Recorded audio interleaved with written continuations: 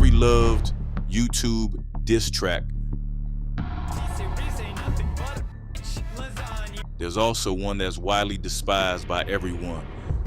Yeah, I'm talking about you begging for attention, talking shit on Twitter too. Starting with YouTube's problem child, Jake Paul.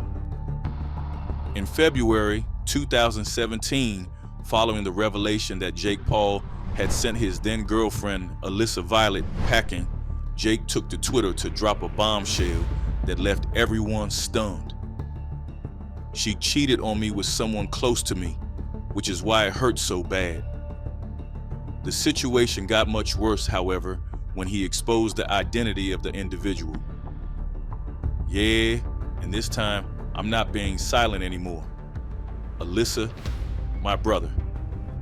But when Alyssa hit back at the allegations, revealing that their entire relationship had been fake and that Jake had been with other girls while using her solely for content, Jake immediately responded. I think she is super talented and means well deep down. However, I can't have her in my space after having my heart broken.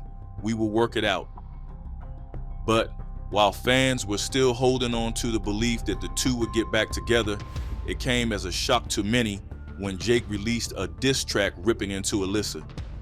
You begging for attention, talking shit on Twitter too, but you still hit my phone last night. However, while Jake had hoped that this diss track would win him some support from his fans, it had the opposite reaction. Best cocaine commercial on the internet.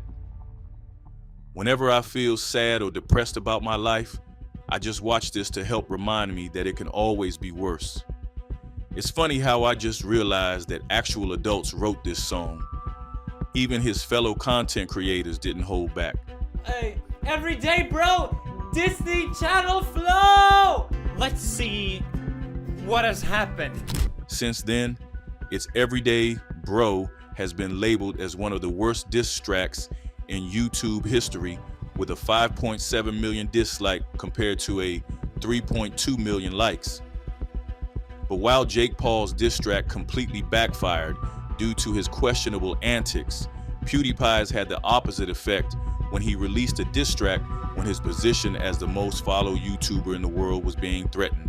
Back in August 29, 2018, YouTube's reigning king of subscribers, PewDiePie, announced that his position as the most followed individual in the world was at stake, and it didn't take long for his fans to show their support.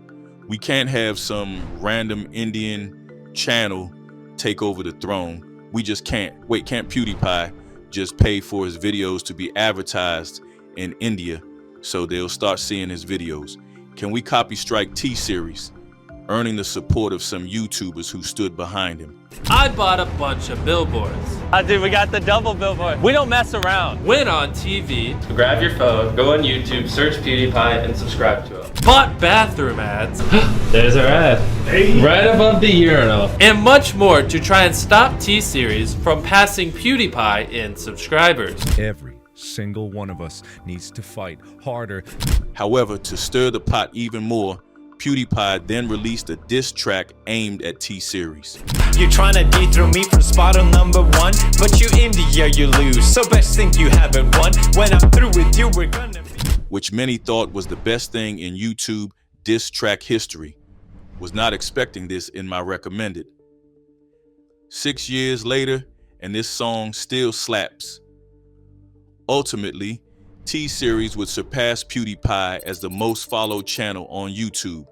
But while PewDiePie's uncontroversial reputation earned him the support of his fans and colleagues, iShowSpeed's biggest copycat, White Boy M diss track, would lead to serious consequences. After spending years trying to go viral on the internet and failing, fans would begin to notice that YouTuber White Boy was starting to copy popular and energetic iShowSpeed. Really? I have 14 out of 15 bubbles, bro. Are you serious right now, bro? Really, bro? Are you serious right now, bro? Are you serious right now, bro? I literally just... Of course, Speed's fans were not about to let it slide, and immediately called him out for it. This man sounds exactly like Speed, the way he talks and acts, bruh. You are fake Speed, but instead of owning up to it and admitting that it was all for content, he continued to deny it. To be honest, bro, I do not copy Speed. You know what I'm saying? If I picked up on some of his traits, bro, I used to watch Speed a lot. But like, bro, when people say I go back and watch his streams and study it, bro, I do not do that. Despite his denials, fans were not buying it. Seeing as it was gradually growing his following, White Boyum would continue with his shameless shenanigans to the point where even Speed would finally notice him. Really? I have 14 out of 15 bubbles, bro. Are you serious right now, bro? Speed! Are you serious right now? What the hell? While the controversy surrounding his behavior continued to escalate, White Boyum would then release a distrack targeting Speed. I show Speed your music is whack, Messi is better, Ronaldo is trash. Took it in 3 days, I did. Which turned out to be the worst decision ever. Bro got his lyrics from McDonald's. Bro did a diss track on himself. Damn, I kind of feel sorry for that kid. I hope he finds success and happiness in being himself. White Boyum has since deleted all the videos where he tried to be Speed clone. But if White Boyum learned the hard way why you should never imitate another content creator, Quidiva would be praised for putting a bully in his place. On November 23rd, 2018, a then high school student and YouTuber, Quidiva, would release a savage diss track taking aim at KSI and completely obliterating him in the process. JJ, I'm so sorry you're angry. Hairline so f***ed up, your barber is taking. You can't lie, this is one of the best diss track that was made by a YouTuber. But while everyone wondered what this beef was all about, Quidiva fans would resurrect a video where KSI could be heard labeling Quidiva as one of the worst YouTube rappers. Kodak is up there for me. As good. Kodak, his latest track is dead. With Belu. Yeah, it's dead. I'm not saying like top. I'm saying he's up there in good rappers. That track sounds like they recorded it in different booths. Prompting a reaction from Quidiva. I was just chilling in Spanish class, was packing up to go, and all of a sudden, my phone starts blowing up with notifications. I'm looking at my phone and I'm like, okay, this is bullshit. You know, KSI, he doesn't even know who I am. This guy's like my childhood hero. And after the song became a hit, even KS, I had to admit the truth. I was just there like, this guy can't rap well, and then he rapped well. I was kind of like, oh, okay, fair enough. I'm a huge KSI fan, but this is still the best diss track to this day. The video then went on to hit 39 million views, the highest ever on Quidiva's YouTube channel.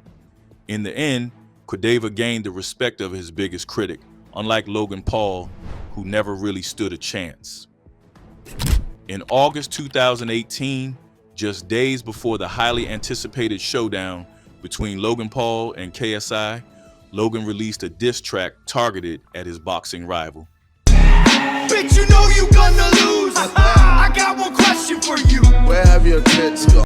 And since this was a year after his Japan incident and Logan Paul was still drowning in online hate, he didn't stand a chance.